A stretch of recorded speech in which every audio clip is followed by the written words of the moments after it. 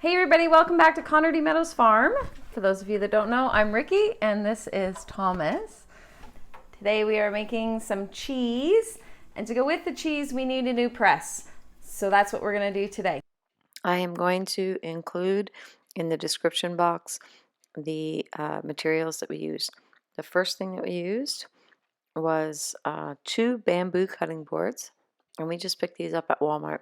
They're nothing fancy, and it was just an inexpensive, easy thing that I could grab locally. Here Thomas is measuring out where we are going to be putting the poles for the press. And he is very meticulous in where everything needed to go, which of course you need to be in this circumstance. So on each of the 4 corners there's going to be 4 stainless steel rods, and you'll see us construct this the rest of the way through.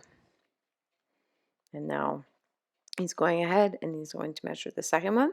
The way this press is designed is that there is 1 board on the bottom, and then there'll be 4 rods going up on each side.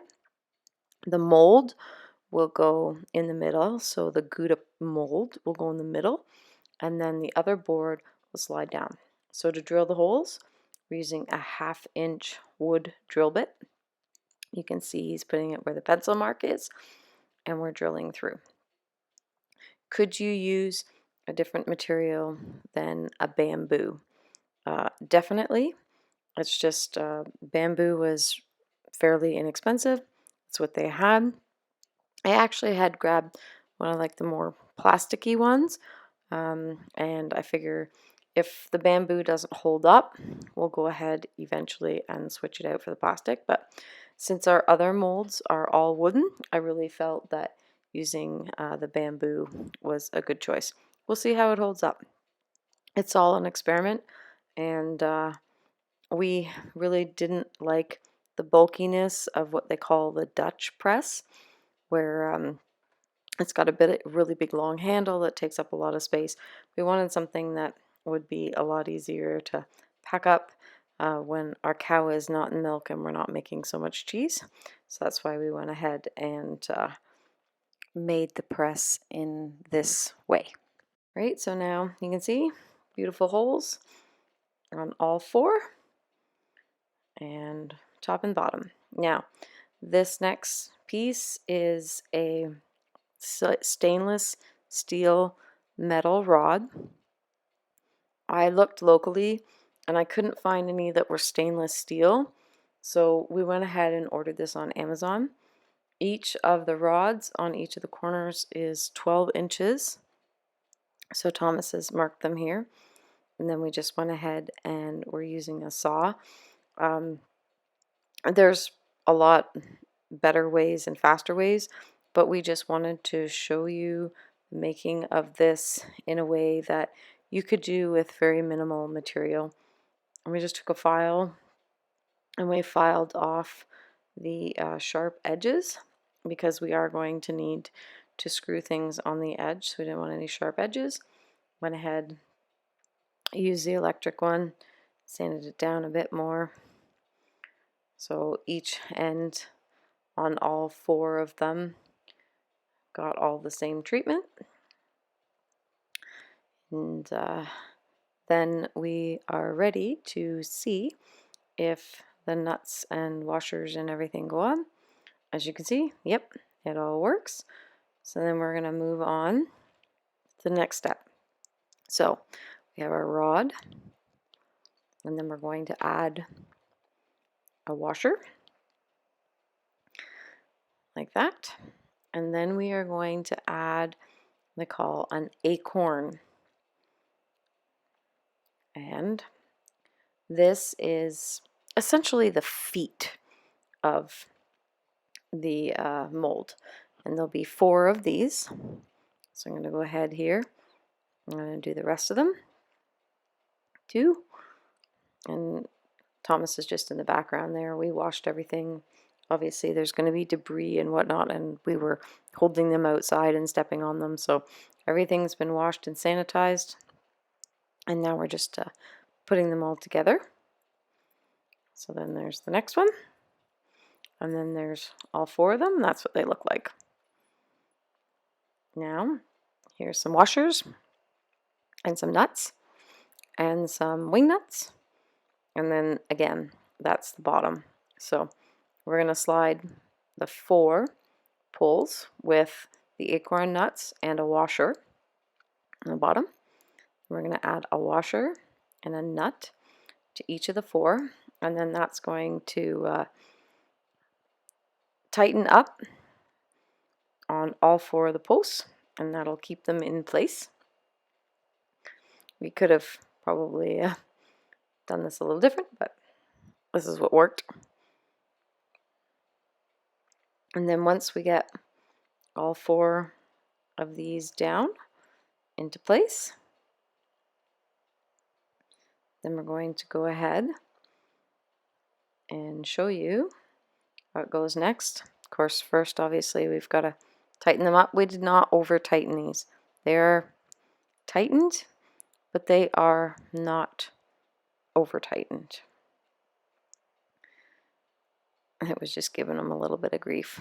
So you can see they're kind of like hand tightened, not over tightened at all. Just enough so that it doesn't slide around when we go to use them. Okay, so you can see here, they're all tightened up now. And this is what it all looks like. Now keep in mind all of the nuts, bolts, and all of that are all stainless steel as well. And now you can see our gouda is in its little mold. So we're just going to pop that up so it can drain into below. And then we're going to put the top on.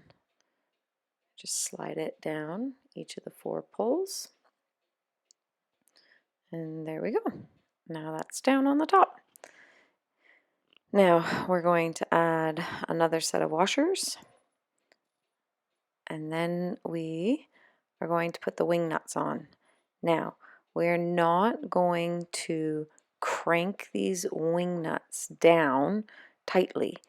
The wing nuts are simply there to balance so that when we add the weights on top, it doesn't shift up very high on one side or the other side.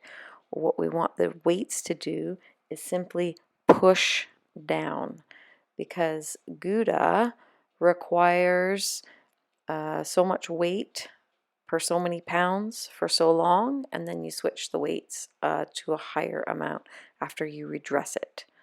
So this is what it looks like, all balanced out. The wing nuts are not pushed down, it's just balanced. So you can see the right weights, and you can see here that it's now lower than the wing nuts, and that's because it's doing what it's supposed to do, pushing down. Now I've added a little spoon on the one side so that the whey drips down into the item below. Unfortunately, we ended up having to take the spoons out because what was happening was it was causing everything to shift and settle unevenly. This is the next day now. We're pulling the mold out, and you can see it is now squished in there. So you can see us take it out of the mold here. We're just going nice and slow and steady.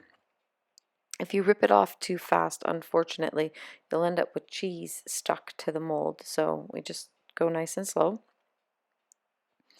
Flip it upside down. So there is a lining inside this mold, and we just take that right off. You just push down on the cheese, push it out, and it pops right out. Again, just go slowly. You don't want to rip your cheese. There you go. Nice and gentle. So you can see our mold worked as it should. Having the press down properly, and there is our cheese. Beautiful. Now this just has to go into a heavy brine. So here you go. Pop down into a heavy brine, and the brine is just like a very, very salty water made to the right specifications. And that, my friends, is how we made our Gouda cheese press.